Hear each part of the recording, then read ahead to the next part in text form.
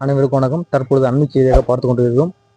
அடுத்த கட்டமாக எந்தெந்த மாவட்டங்களுக்கு இனி 2 நாட்களுக்கு தொடர் மழை மற்றும் கனமழையாக எச்சரிக்கை விடப்பட்டிருக்காங்க அப்படின்றத பார்க்க போறோம்.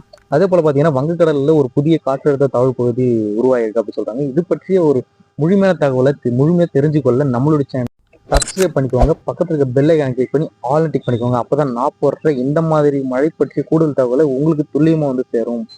வாங்க வீடியோக்குள்ள போகலாம்.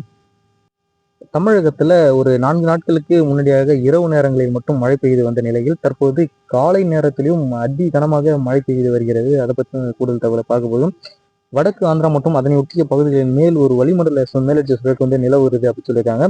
இதை அடுத்து வரும் 13ஆம் தேதி 14ஆம் தேதி வாக்குலாம் பார்த்தீங்கன்னா வடமேற்கு மற்றும் அதனை ஒட்டிய மத்திய அரசு, அதாவது மத்திய மேற்கு வங்கக்கடல் பகுதியில் வந்து காற்றழுத்த தாழ்வு பகுதி வந்து உருவாகக்கூடும் அப்படின்னு தெரிவிச்சிருக்காங்க. அதே போல தமிழகத்துல ஒரு சில இடங்களுக்கு புதுவை, காரைக்கால் பகுதிகளில் இடி மின்னலுடன் கூடிய லேசான ஒரு மழை பெய்ய வாய்ப்புள்ளது அப்படின்னு சொல்லியிருக்காங்க. விழுப்புரம், கடலூர், தஞ்சாவூர், புதுக்கோட்டை, சிவகங்கை மாவட்டங்களில் ஓரிரு இடங்களிலும் மற்றும் புதுவையிலும் கனமழை பெய்யக்கூடும் அப்படின்ற வாய்ப்பும் தெரிவிச்சிருக்காங்க.